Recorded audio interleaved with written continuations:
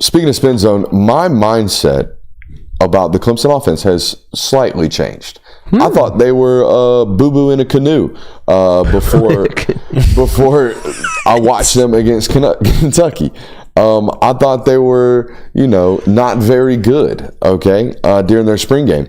And then I watched Kentucky tape. And you know what? I'm a little bit more optimistic, and I want to talk to you guys about this. I think if you're a Clemson fan, which they are rolling in, by the way, we are finding more and more Clemson fans, or I should say more and more Clemson fans are finding us as this game leads up to Saturday, as we lead up to Saturday's game. I think if you're a Clemson fan, or if you're thinking about Cade Klubnik, you can look at this one of two ways. Way number one is the negative way. If you're a fan that thinks they're boo-boo in a canoe, if you're a Georgia fan that thinks they're going to run and boat race this Clemson football team out of the stadium on Saturday, this is the way you think about it, right? You think of watching Cade Klubnik last year and you go, well, they didn't ask that guy to make a bunch of plays or a bunch of tough throws. If you really watch the tape, it's like, man, they don't drive the ball down the field a lot. In fact, a lot of it is plays in space, a lot of gadget plays, a lot of screen plays, a lot of play action rollout, a lot of two-man concepts, off play action, a lot of things that are nice and simple for the quarterback, and yet he still turned down a bunch of really, really good plays. If you turn on that tape, if you watch that film study from today, you will find multiple examples in that Kentucky first half of that football game where Garrett Riley, the offensive coordinator, has designed winners for this man to take, and he turns them down consistently. He either does not see it or does not trust it or whatever you want to say. And you can look at that and you go, well, I just ain't going to never get it. This is a guy that's just not going to do it. He left so much yardage on the field last year. And, oh, by the way, he puts the ball at risk. If I were a Clemson fan, I would say all of those things. In every single aspect of that department, I don't think he necessarily improved last year. In fact,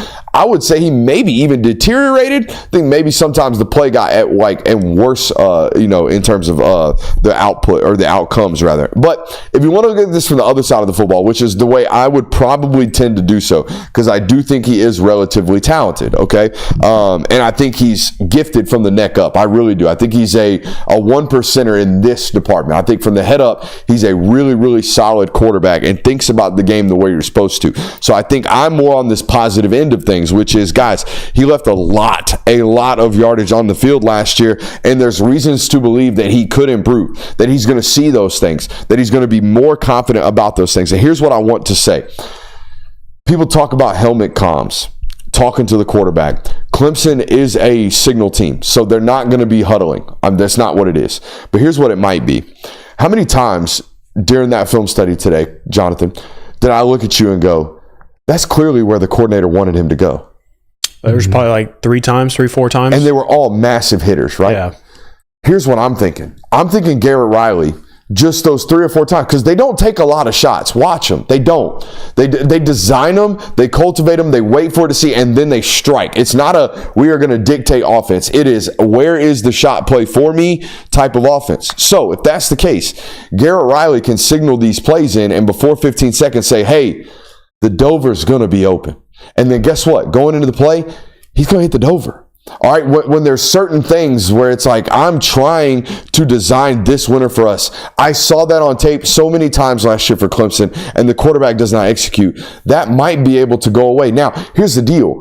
Garrett Riley can't be overbearing with this stuff, right? He can't be in his ear the whole time. All right, well, they might play man. If they play man, we're going to do this. If they play zone, we're going to do this. That's going to inundate your quarterback with stuff. But when you got the shot, when you got the winner, which you're Garrett Riley, I thought you had just a shit year last year. I thought, oh man, you must have forgot how to call plays. When I went back and studied it today, that was not the case. I saw games and moments in that game against Kentucky where the coordinator on offense was beating the coordinator on defense, okay? And the quarterback was not executing. This might be an opening and a window for this guy to get these execution moments happening. Mm-hmm. Couldn't that also, though, create moments where you get your quarterback just staring down wide receivers? 100%. So like, that's what I'm saying. Yeah. You can't overload it. Yeah. But what you do in that situation is you say, hey, we got a play action pass. Read it, post to Dover. If you read it, post to Dover and occupy the safety, Dover's going to be there. Gotcha. That's a 5-second window where we're signaling the play in. You're seeing the play as a quarterback. I'm in your ear saying, hey, read it, post to Dover. Gotcha. Okay, but take your eyes to the post first. I think it could also slow the game down a little bit because you have until the 15-second mark we were talking to the quarterback. So you're going to have the OC reading and not for these guys. Saying. You don't think so? Dude, they led the nation in plays per game last year. They want to play fast. That's what they want to do. All I'm saying is when we design the shots, and it's not hard. They're two-man concepts. Yeah, no. If you watch the film study, we got mesh underneath, we got a post and a dover. That's it. So the mesh is check down. They're not even in the progression. The progression is post to dover. When it's that easy, we can make sure you're hitting the dover. I think that's where there's some area of growth right here for Clemson. Other thing you'll notice, we talked about it ad nauseum, big counter football team. They're going to run counter at you a lot on Saturday. Also think you can completely chunk an entire portion of their identity out, which was the 21 personnel. They're not going to be in it. They don't have two good running backs. They got, or at least two trustable worthy running backs. They got Maffa, and they got some young cats that they think are talented, but they haven't seen yet. I'd be prepared for RPOs, but not RPO slants. I'd be prepared for RPO go balls. They're going two-way go outside with these big-bodied receivers. Stellato and the other cat, number 8, they're either going to try to stack you. If they can't stack you, they're going to back shoulder fade you because they got length. They're big-body possession-type receivers, and they're not like Alabama back in the day was heavy RPO slant out of 3-by-1, right? They'd take the number 3 wide receiver, which is more than likely Devontae Smith. They'd run him on a slant behind the front side inside linebacker. Yep. Okay, and they'd wait for that inside linebacker to suck up. Now they're going to get you in a situation where they're going to try to see if they've got a one-on-one outside. If they have the one-on-one outside and they're outnumbered in terms of box count, they're going to throw that one-on-one. Mm-hmm. You follow me? But it's not a slant. It's a go ball based off what I saw in spring game. Okay, so that's worth noting. Big day for corners.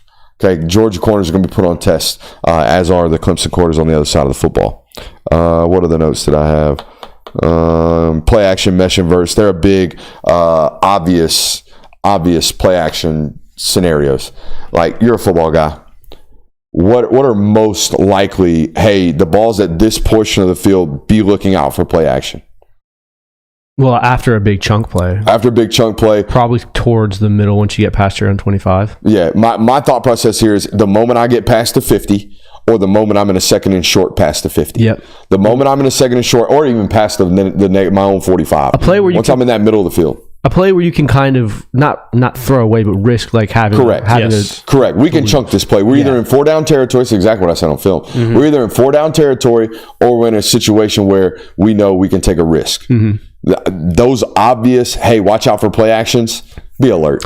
I'd be alert every single time. Did they seem to win a lot out of 21 personnel? Like, is that going to be a major thing? It was because Shipley and Maffa were their best weapons, personnel based. Right? Yeah, it was 100% personnel based. They were trying to get shots with Shipley out of the backfield. They don't have that this year, I don't believe. So they're going to have to go elsewhere. I think they avoid 21 personnel at all. I wouldn't even prep it, honestly, even though it was one of their base personnels last year, especially towards the end of the season. As Shipley got healthy and Maffa, during Shipley's time of not being there, really started getting to totes, they hopped in that 21 personnel a lot more. It'd probably be interesting. Georgia has it, I'm sure. They'd probably want to watch film of when Shipley was hurt. And it was just Maffa. Oh, yeah.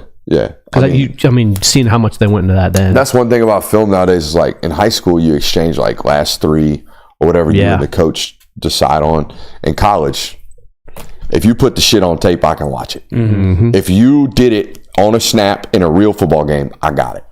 I got it broken down. Exos done did it for me. They do a great job. Was that all the notes on that? Yeah, that was all my notes on film.